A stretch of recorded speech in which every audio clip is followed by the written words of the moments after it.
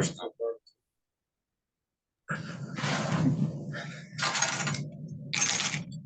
Okay. That's nice. There's music. Okay. We had a birthday party last night for the professor. Oh. Is he there? He's not here yet. Okay. Okay. Today we're going to start 27b of Zion. Zion and Beis. We're going to start from Master of Kana. Yesterday we introduced the Machlaikas between Rav Nachman and Rav Yehuda. Those are two Amirayim. Rav Nachman, his name is Rav Nachman Bar Yaakov, I think. No, we're on 27b.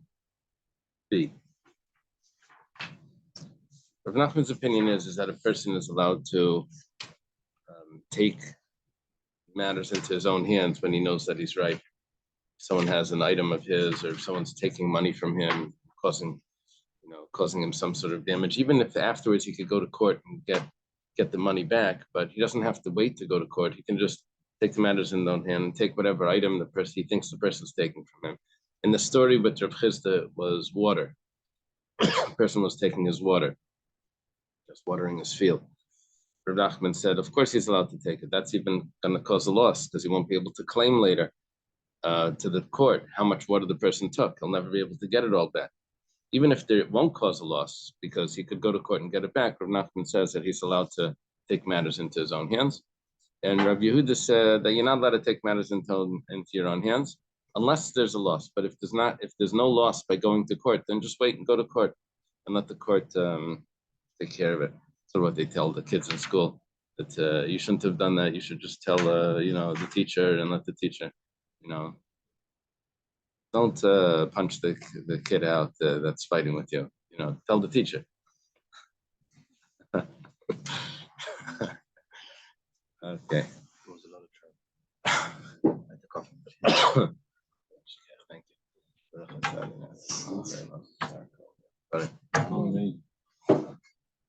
That's good. Okay. On a cold Miami day, my kids tell me they wanted to go to Five Below. That's the story.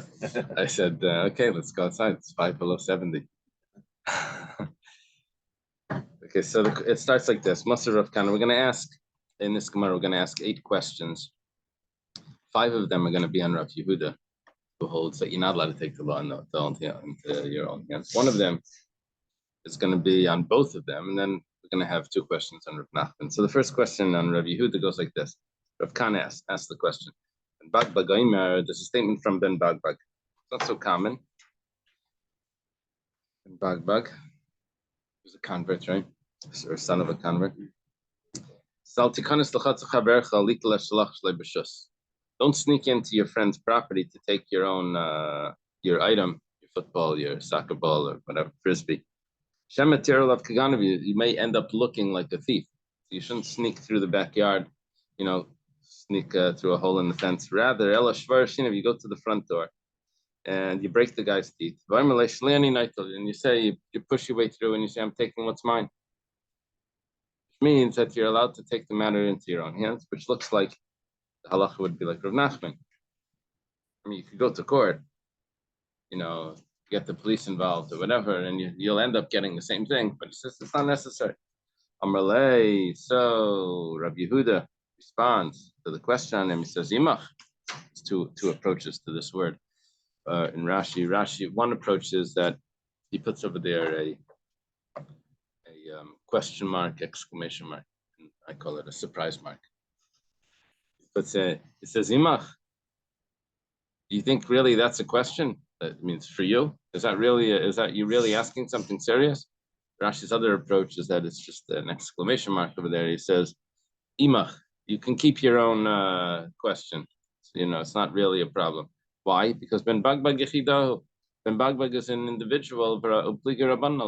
He asked me a question because of something Ben Bagbag says.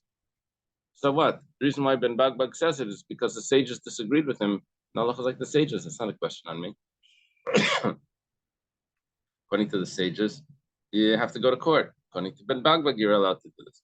Rabbi Yanai says, Rabbi Yanai is a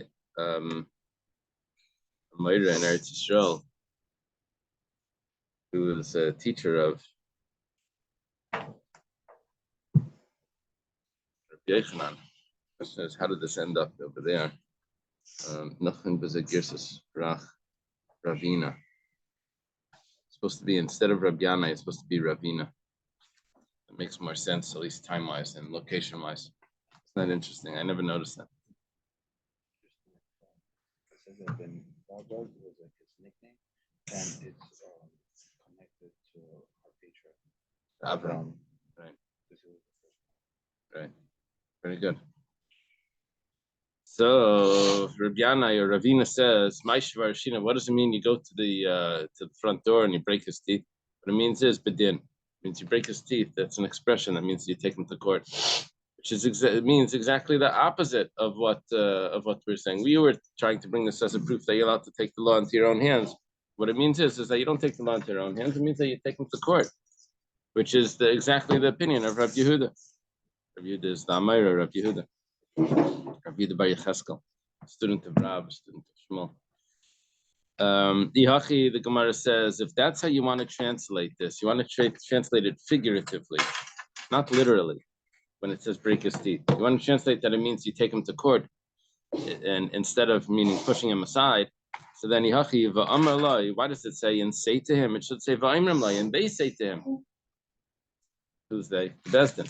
You take him to court, and the Bezdin is going to say he's taking what's his. And then why does it say Shaliani Naitel? I'm taking what's mine. It should be Shalayhu Naitel. He's taking what's his. They say to him, he's taking what's his. The pronouns here are off. Instead of I'm taking what's mine, it should be he's taking what's his.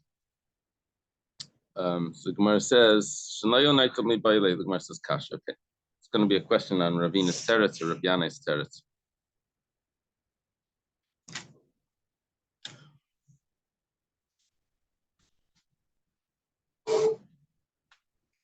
That's so funny.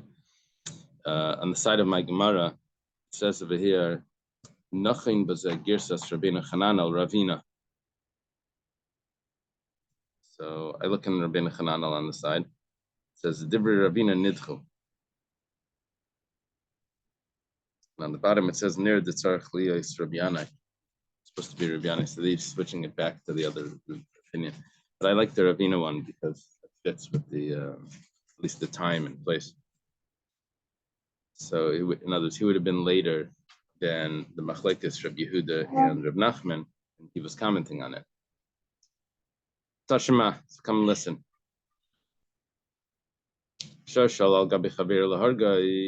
An ox goes on his friend, the ox. Billy goes on Betsy. And he goes on top of the ox to kill him. It's like they're fighting. So the bottom ox, the owner of the bottom ox, comes to save his ox from this guy that's jumping on top, the oppressor, and he pulls out his own ox, the victim, from beneath. The upper ox falls down with a bang and dies. So he killed the upper ox to save his own.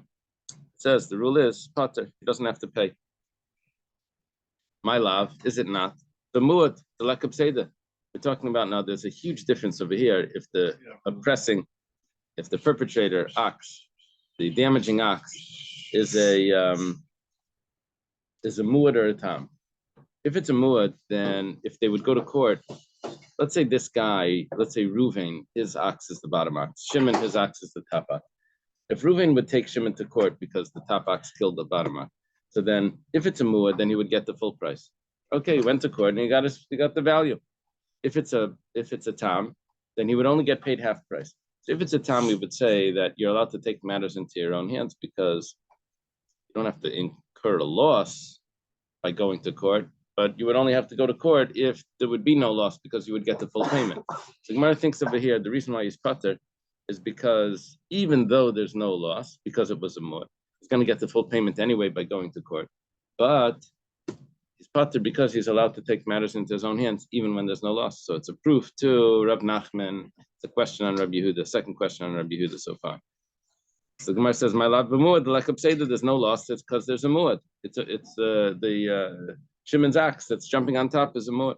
The Gemara says, "Loi, that's not the case. Bitam, talking about where there is a loss. It's a tame animal. Even if he goes to court, he's only going to get half price.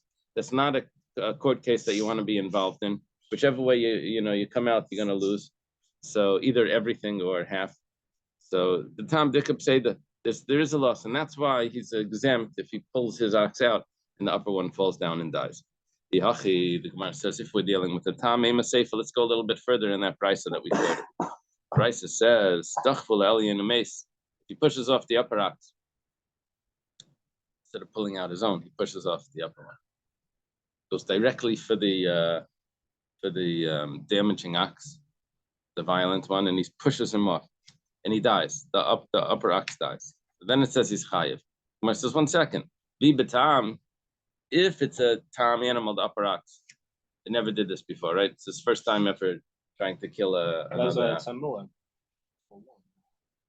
We're saying over here, the Gemara just said now that it's a tam. Oh.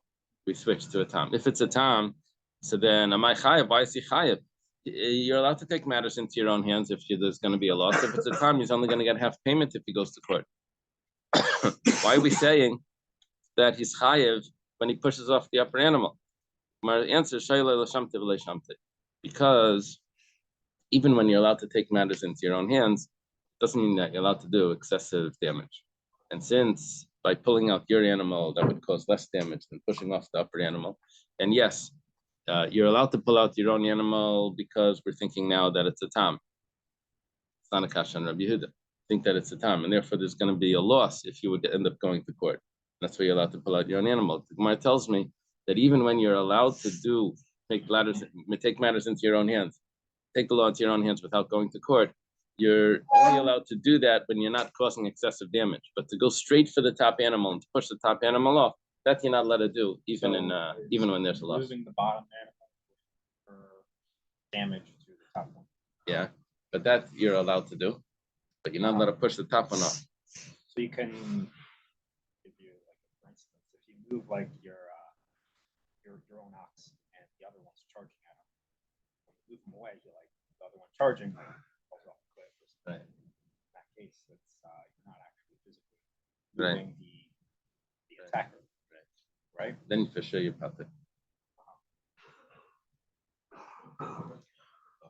Here, are they taking into account whether it was intentional, like he was just trying to save his ox? Yesterday we learned about the lady that she was trying to have to make damage, and that's why she was liable. Right. Here it looks like he's saving his ox. He's doing whatever he can to save his ox. He doesn't really care about the upper one. Yes, dies, doesn't die. So then he's not liable. No, that would only be by embarrassment. Yesterday, what we learned about the lady that was saving her husband, that's the intention over there only involved embarrassment. It wasn't like the intention of the damage. Because here, he wasn't trying to damage the damaging ox. He was just trying to save his.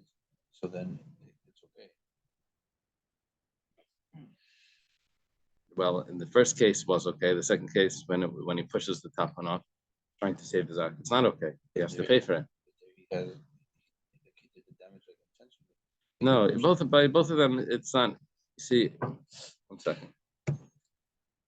When two people are fighting, there's payment for damage, right? One damages others, payment for damage. There's also another 4 types of payments, right? Loss of work and all of that. That doesn't apply when someone damages someone else's ox. There's no loss of work by the ox. There's no doctor bills by the ox. There's just the damage of the ox. There's no embarrassment by that. So whatever he causes damage to the ox, it doesn't matter. His intention is not intention. Person, other muad lailam, you damage the ox, pay for the ox. Only thing is, we allow him to do this because he's saving his own ox. Question is, if he's saving his own ox, why does he have to pay when he pushes the top one off? So we say that's because it's excessive. He's causing more damage. It's not because over there he has intention, and intention makes him chayiv, and we feel below he didn't have intent when it's pulls it. There's no intention, and then he's potter. And no, by both of them, the intention doesn't change. Just the question is, what type of damage you're allowed to do, you're allowed to cause when you're saving your own.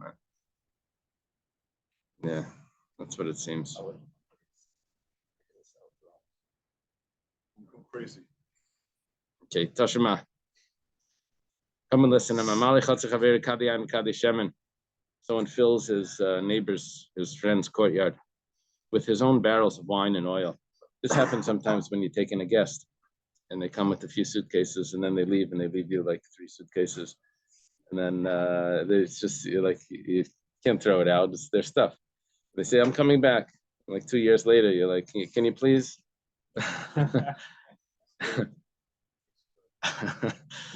So this guy, he filled up his friend's courtyard with barrels of wine and barrels of oil. And the guy wants to get through the courtyard. He wants to make his way to the door. He's got stuff to do. So it says, he could break his way through, like we learned yesterday about breaking your way through the street. Here's breaking his way out of his own house into the street.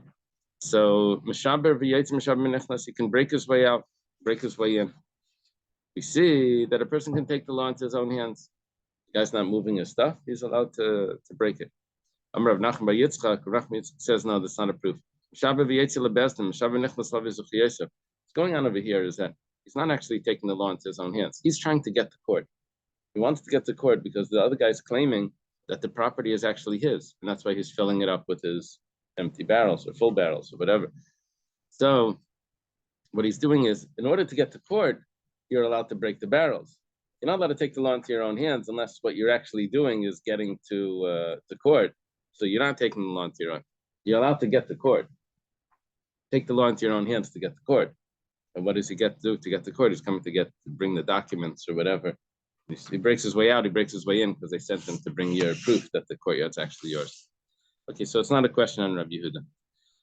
Tashma, come and listen. Minayin Lenirza. This is a fellow that was a slave, a Jewish slave, but he loves his master and his new slave wife that they gave him, and he decides that he wants to stay longer, so he stayed for 50 years. But it comes Yovel, and when at the Yovel, he's got to go, right? After 50 years, he's got to go. So Shekal Layama, his time is up. Now, he pushed off the inevitable for 50 years. He want to get back to work, right? So he was staying in slavery for 50 years, where he gets free medical insurance and whatever. So it could be the 49th, right? But now what's happening is it's time to go, and he's not leaving. The master's urging him out. When he's urging him out, he pushes him, and he makes a bruise in him. So now he owes the slave money. He doesn't have to pay. Shupater. How do we know that he's pater? Talmud Laimar, the pasuk says, this is talking about someone that's someone that kills by accident. So he goes to the city of refuge. So when he returns from the city of refuge, he doesn't have any monetary payment to do. He only had that one thing that he needed to do because he killed by accident, is to go to the city of refuge. But there's no monetary payment. Manslaughter. Okay, well, the Gemara learns from this. It says, "Leisikhu kaifer lashav." It says, don't take kaifer as a payment. Don't take a monetary payment for someone that's returning to being an eved. His time is up, and now he's returning back into the house of slavery. And don't take any monetary payment for him because the master hit him. We have a pasuk that teaches us that you don't take any monetary payment. Now, that's one pshat in Rashi. The other pshat is Rashi is don't take a monetary payment for someone that's supposed to be returning to his family back home, and instead he's staying by the master. Yeah, whatever the case is, it's the same guy. Don't take monetary payment for him when he's not leaving the the master's house and he gets damaged. Don't take monetary payment. Now, what we're seeing now is that you don't, even though the master took the matters into his own hands, but we don't say the master's chayiv. We say the master is pater, which means you're allowed to take the matters into your own hands. The Kasha and Rabbi Yehuda. Rabbi Yehuda says that if you want to do anything, you have to go to court. Reb Nachman was the one that says you can take matters into your own hands. So this guy took matters into his own hands like Reb Nachman, and the rule is that he's pater. It's Kasha and Rabbi Yehuda. Gemara says, Hachamaya skin b'avda ganava. Gemara answers that we're actually dealing with the slave as a thief. And if you don't chase him out, there's going to be a loss of money. And even Rabbi Yehuda holds that you're allowed to take matters into your own hands when there's going to be a loss of money. So that's not a Kasha and Rabbi Yehuda. The slave is a thief. The Gemara is a little surprised because it says, Ad hidna like ganav ashta ganav. I don't get what's going on. He only becomes a thief right after his slavery is up. Now he becomes a thief. Like, where was he the last 50 years? He wasn't stealing. So the Gemara says, he used to have the fear of his master because he was a slave. And now that he's not a slave anymore, now he doesn't have the same fear of the master. So that's why now he's stealing. Rabbi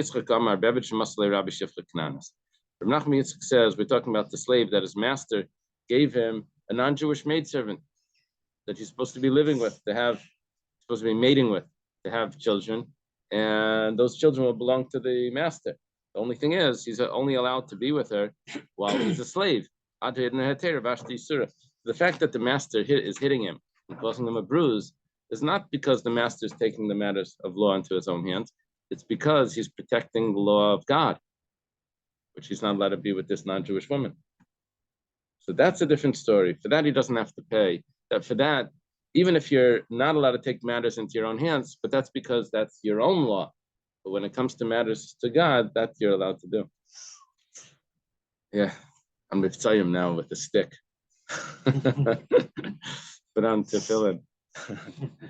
Divorce that non-Jewish or else. Violence in the name of God never hurt. Never hurt. Right. Okay. Tashema, come and listen. If you're wondering how we got into this, it's because of this. Mishnah, this is our Mishnah for this parak. Someone places a drug in a public property. Sounds familiar? Someone else comes and stumbles over it. And he breaks it. Says Potter doesn't have to pay for the broken thing. The guy put it there. And in the middle of the street, person walking broke it. Now we had a discussion why he was allowed to break it, or not why he's allowed to break it, why he doesn't have to pay for the damage. Machlekes Rav Shmuel and Rabbi Yechanan, we had it yesterday. Maybe it was dark, maybe it was around the corner where he couldn't see it. According to Rav, he was actually allowed to go ahead and break it because it was blocking the road. However, the Gemara says that he stumbled. The Mishnah says he stumbled. Taima, the reason why he's pater is Deniskalba, because he stumbled on it. Hashavra. But let's say he broke it on purpose because it was blocking the road and he had a meeting to get to. And this guy decided to put his drugs over there and he couldn't back up. Only way to do it was to break it. It's going to be chayev. You see, it's a kasha on Rabbi Yehuda that says, it's a kasha on Rabbi Yehuda. It's going to be chayev. It's kasha on Rabbi Nachman. Rabbi Nachman would say that you're allowed to take the matters into your own hands. Here we're saying that you're not allowed to take the matters into your own hands. It's going to be chayev if he does. Kasha on Rabbi Nachman. The Gemara says, so there's really only 4 questions on Rabbi Yehuda. 5th is Rabbi Nachman. Okay. Hashavra, but if he breaks the chayv, Rav Zid and Shmei Rava, Rav Zvid in the name of Rava, which we had yesterday, already answered this question. Who had dinner feel shavra? The truth is that even if he breaks it, he's also exempt from paying. And so therefore, Rabbi Nachman is correct. The person is allowed to take matters into his own hands. This that it taught that he stumbled, that's only because I did the Kabbalah Mishnah Sefer because I wanted to say the second case of the Mishnah, which said in Huzak, that if he gets damaged by it, the owner of the barrel has to pay for the damages. Get this from Rabba's opinion. Yesterday we spoke about it. Someone's trying to get from one place to another and blocking his way. Yeah. You can move it intentionally if it breaks. Right. Yeah. But if he gets hurt when he's doing that, when he's breaking it, so then he's exempt. the owner of the barrel is exempt from paying. The dafka niskal. When does the owner have to pay for the damages that happen to the individual that's breaking the barrels? That's only if the individual stumbled over it. Aval shavar, but if the individual actually goes ahead and breaks it intentionally, and then he gets hurt, he can't claim damages from that person. He says, "Law, you can't claim the damages. To who has a knaf sheikh? He damaged himself." So continuation iskal. That's why it says in the first case also that when it says that he breaks it, he doesn't have to pay for it. It said that he stumbled, but the truth is, he doesn't really need to stumble to be exempt from paying for it. He was actually allowed to break it on his own. That would be a proof to Reb Nachman. We don't have a proof, but at least we don't have a question on it. Toshma, come and listen. V'katzai says kappa. This is talking about that woman that tries to protect her husband from someone that's fighting with her husband, and she reaches out and she grabs him in his by his private area. So it says you cut off her hand. Cut off her hand doesn't mean you can actually cut off her hand. The Gemara says it means mammon, that she has to pay for embarrassment. This is where we learn that there's a concept of paying for embarrassment. My love, it's a figurative expression. It doesn't mean, it's not a literal expression. My love is an she had no other alternative in how to save her husband. And she still has to pay. Why does she have to pay? She took the matters into her own hands. She was protecting her husband. Husbands apparently are not replaceable. So it could have been, they say, oh, there's no loss, just we'll take another husband. But apparently, this would be a question on everyone. Why is she not allowed to take the matters into her own hands to protect her husband? Why should she have to pay when she's protecting her husband from this other guy, this damage? It says lie. It's not talking about when she had no other alternative. She did have another alternative. She could have closed the gate and locked the other guy out, and then the fight would have been over. But she didn't do that. But if there actually would have been no other option, because they were both in the same courtyard, she wasn't able to. This was the only way. Then she would actually be exempt. Okay. Gemara says, if that's the case, adatani seifa. So why, when that brisa goes on, does it say, if she stretches out her hand, pratlish bezdin. This is coming to exclude if a shliach bezdin, if someone coming from the court is coming to bring someone to court, and he embarrasses someone, the shliach bezdin is exempt from paying. You found an example where where someone is exempt from paying for embarrassment. Gemara says, why do you need to reach out to find an example where someone is exempt from paying for embarrassment by a shliach bezdin, if this woman herself sometimes is exempt from paying for the embarrassment if she had no other alternative in saving her husband? If you're looking for a contrast, you could have had a contrast with the woman herself. It says, liflik v'lisni b'dida. Why don't you divide it and teach it with her? B'dida, with her. When do we say that she has to pay for embarrassment? Because she could have closed the gate and locked the guy out. Locked the guy, the fight would have been over. Why does she have to embarrass him? But if she wasn't able to do that, then Petura. And you had the whole contrast right there of a case where Chai, of a case of Pater, and you don't have to reach out to a Shliach to say Shliach Bezdin would have been Pater, a messenger from the court. So if she had other options, that wouldn't be considered excessive. If she has other options, then this is excessive. She should have done the other option. Right? That's what we're saying now. Why does she have to pay? Because she had other options, and this is considered excessive. The Gemara says, Achinami Kamar, you're right. And that's actually what it's saying. You have to redo the brisa. It says, when do we say that she has to pay for the embarrassment? She could have saved her husband some other way. She could have locked the gate. But if she's not able to save her husband any other way, then her hand becomes as if it's the hand of Bezdin, the hand of the messenger of Bezdin, she would be exempt. So what we just did now is we had a case of a shliach bezdin, a messenger from the court that's exempt if he does causes embarrassment. We said that's exactly what we're saying, that the woman that has no other way of saving her husband is as if she's a messenger from the court, and that's why she's exempt. Okay. Toshima, another question. This will be a question on Reb Nachman. It says, this is if people are walking through someone's property. They have a path that goes through the yard.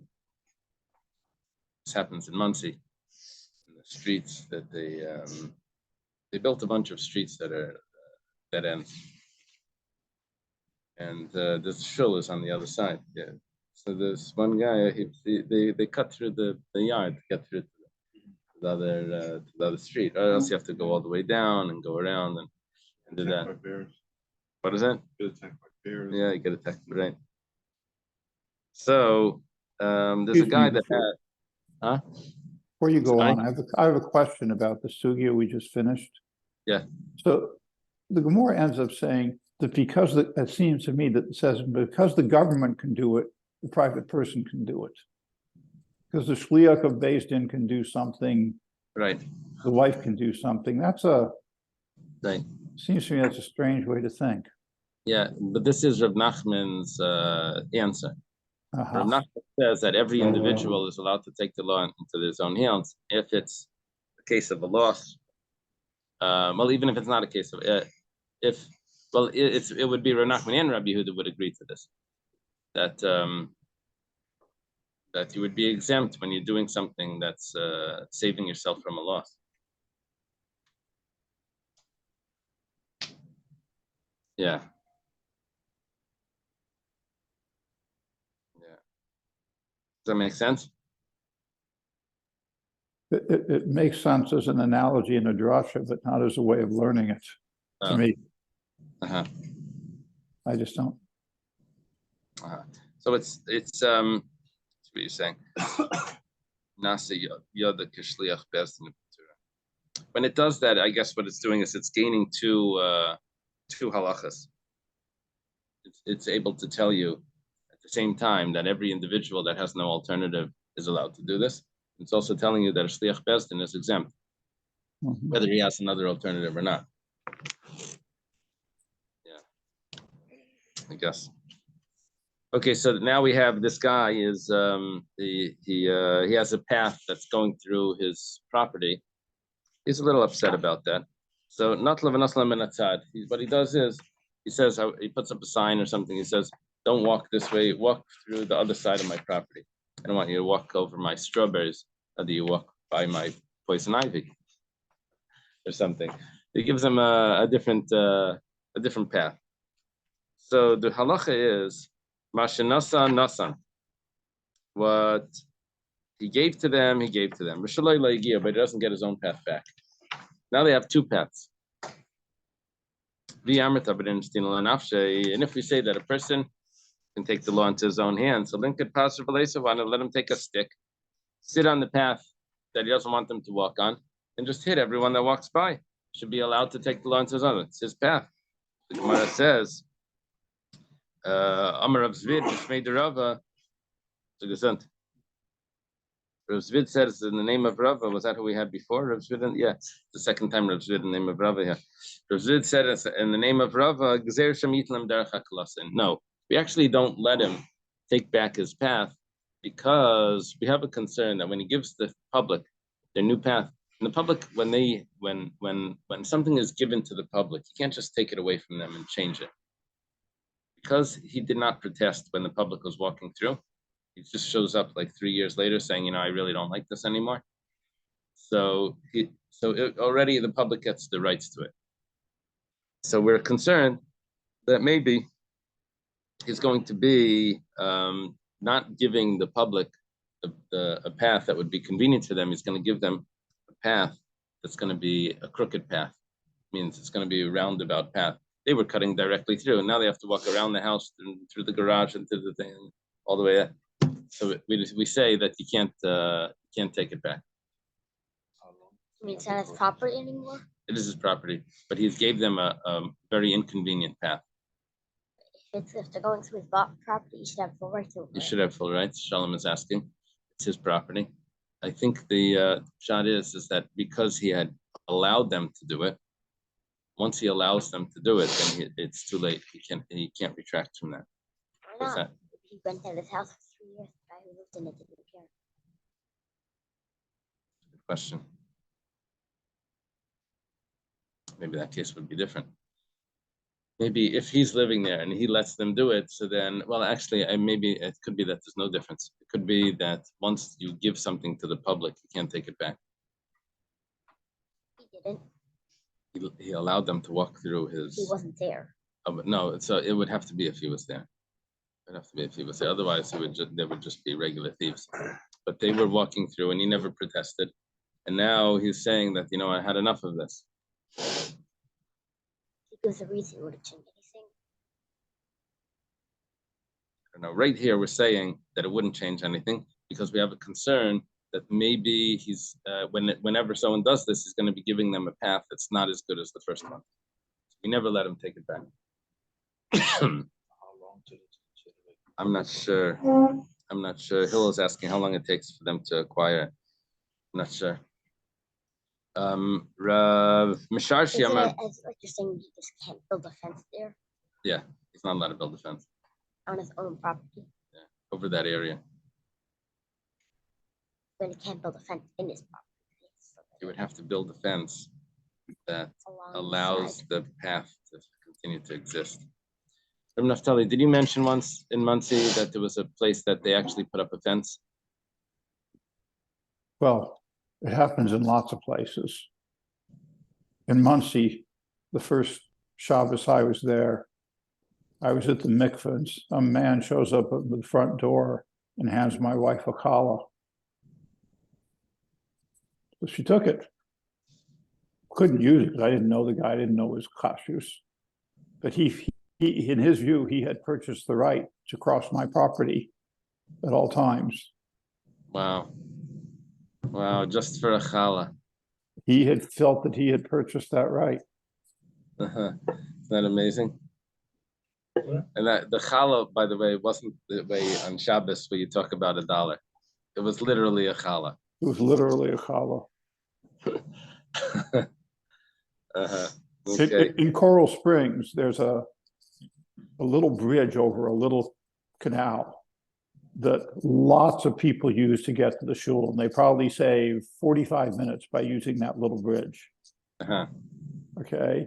And one day, woman who was not too bright, says to the man who it turns out owned that bridge, you need to keep this in better shape because we use it. And if somebody trips and falls, you're going to be responsible. Right. And he's not Jewish.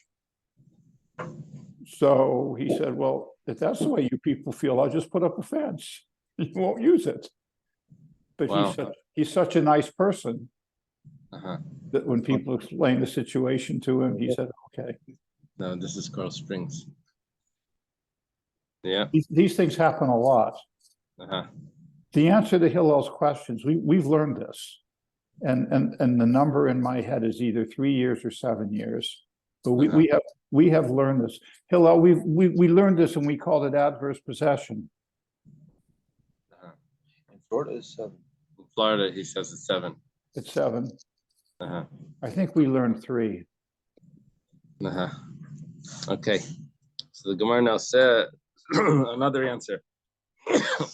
Misharshi says it's when he actually gave a crooked path. Really, you're right. He was allowed to do this. But this case, we said he wasn't allowed to. That's because this was a case where he gave them, the path that he gave them wasn't a good path. Ravashi says it actually doesn't matter if the path is a crooked path or not a crooked path. The fact is that any path that's moved over either to the right or to the left is going to be more distant for one side, closer for the other side, or closer for the other side, more distant from the other side. So, which means that every path is really a crooked path. Anything that's not the same as the original. So therefore, he's not allowed to do that. The Gemara asks, so why does he lose the path that he gave them? Let him take that path as well. If he can't get his old path back because they've been using it for several years, 3 years, 7 years, whatever. So why the new path that he gave them is also? Gemara says, Lema lo, let him say to them, okay, so I tried to switch it, but now give me back this path. Because of what Rabbi Yehuda says. Meitzar means a border or a path that was that the public has been using. You're not allowed to take it away from them. Okay, Tashima, we have another question here. This is going to be a question on Rav Nachman. It says, when you have a field, you have to leave the corner of the field to the poor. So he left the corner of the field to the poor. He's a good guy. However, the poor came and they took from the other side. So now he has Peya designated on one side, and he has the poor taking from the other side. The rule is Zev Peya. Yeah, he says they're both Peya. So what's going on? If a person can take the law into his own hands, my Zev Peya. Why are they both Peya? Link could possibly let him sit there and chase them away. My answer is, Amarava, my Zev Peya. You want to know what the truth is? Both Peya is Lepaitrin Min Meiser, not because the poor people can really take it. Poor people can only take one of them, but both of them are exempt from Meiser. There's a rule that the gifts that are given to the poor, you don't have to take Meiser off it. It says because Meiser is given that to the Levi that does not have a portion with you. But if the Levi would be allowed to take from that area, because if he would be a poor Levi, he would be able to take it. So then it's exempt. You don't have to give from that property, from that area to Meiser. We have a source for this. It says, Kedatanya was taught in a Brisa, Mafkers Karma. Someone makes ownerless his vineyard, but then in the morning, he wakes up and he decides it's not ownerless anymore. And he starts picking the grapes. He has to leave certain things there, but he doesn't have to leave the meiser there. Because once it had some sort of ownerlessness to it, then already it's exempt from meiser. So here also, because it was ownerless for a moment or ownerless for some time, so then he already doesn't have to take meiser, even though the other gifts possibly yes. But it says by meiser, it says an extra time tazav, you should leave it. That tells me that any sort of ownerlessness exempts him already from meiser. So it doesn't really mean that peya that the poor people can take from both sides. Now we lost double the peya. No, it just means that he's exempt from meiser on both of those. Okay, we have a new mishnah. Who's the halacha like? I think the halacha is like Reb Nachman. I think I saw that clearly. Where did I see that in Rabbeinu Hananel or something? I saw it somewhere. Okay. The Gemara now said, the Mishnah says, the last case was someone put a jug in the public property. He wasn't supposed to do that. Here, he didn't do it on purpose. Here, his jug actually broke in the public property. This is a different story. Someone slips in the water that was in the jug. So he got hurt from the shards, the broken pieces. Chayev, it's chayev. You with us? You follow what's going on? Yeah? This chayev, the guy, the owner of the jug that broke it. Yeah. Probably by the owner. Or if not, it was his jug. He becomes responsible for it. Yeah. Chayev. Rabbi Yehuda says the miskaven chayev bein miskaven pater. You have to see in the Gemara what that means. But let's wait for the Gemara. There's a whole discussion about this. It may mean that if he decides to keep the pieces, miskaven to I'm coming back. Don't throw out those pieces. They're still mine. It may mean that he's chayev. But if he says, oh, don't worry, it's just trash anyway, it's pater. Sometimes when there's an accident on the street, you see for the next few days you see glass and what's it called the bumpers. You see bumpers on the street over there. Let's say someone gets damaged by that, by the glass, or by the so it depends according to this. If the pshat in Rabbi Yehuda's Muskan depends if the guy wants his bumper back. If the guy wants his bumper back, then it's his bump. If he just made it ownerless and says okay, it's whatever the street, it's not his anymore. That could be an exemption. Yeah, exactly. This is a bar. Yonatan pointing out that this is considered a bar. Well, Amar Rav Yehuda, Amar Rav. Rav Yehuda says in the name of Rav. Now, Rav is the teacher of Rav Yehuda. He says that we just learned the Mishnah. Mishnah says that if someone slips in the water or someone gets hurt by the shards, he's going to be responsible. Leishanu, Rav taught that this was only taught Leishanu ela shetin fekelu b'mayim. We're only talking about when the clothing got dirty in the water. When hurt by the shards, it's chayiv. But how does someone get hurt in the water? Either get hurt by the ground that's under the water, right? Because you slip. But How does someone get hurt for the water? So he says the clothing got dirty in the water. That's why he's going to be chayiv. Aval hu atzmai. But if the guy himself gets damaged, then Potter is exempt because karkoilim is ikate. The guy who spilt the water didn't hurt him. He says it was the ground that hurt him. I didn't put the ground there. Rav holds that when an animal dies in a pit, that the reason for the obligation is not because the impact. Rav holds the reason for the obligation of the person that has to pay for the dead animal because he dug the pit is because he created a place down there where it would be very hard for the animal to breathe because of the hot air that's in the pit. He was the one that made the hot air there. The fact that it fell onto the ground and had died from the impact, that is not, I didn't put the ground underneath the pit there. That was always there. I just took just took it out.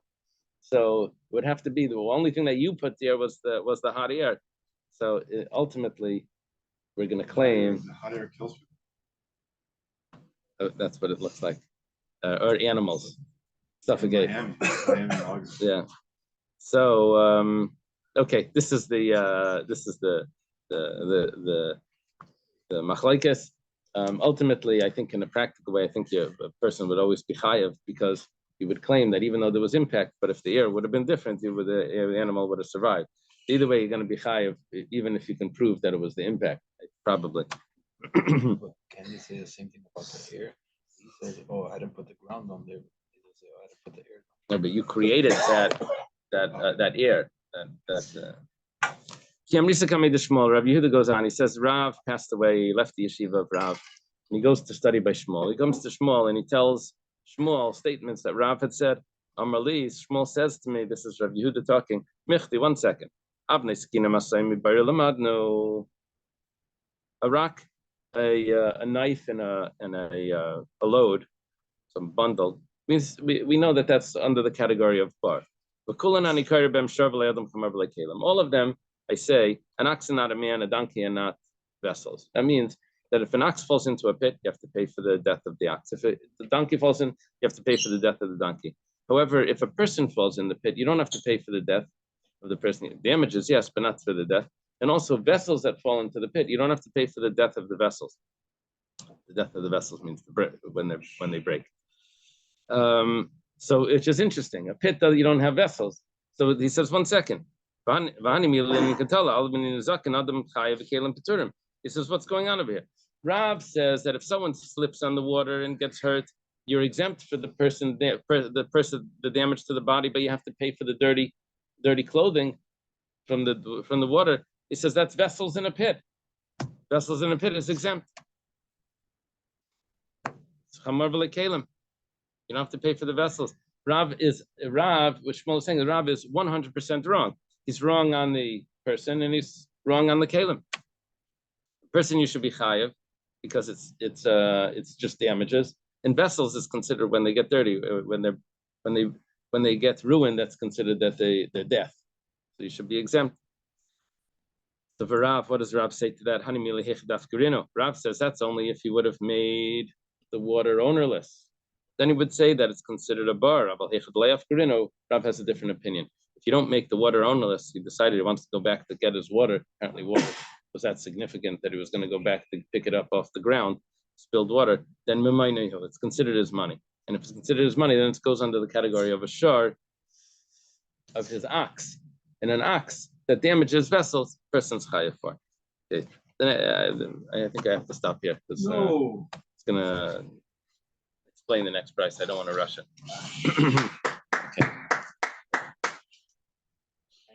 Thank you so much.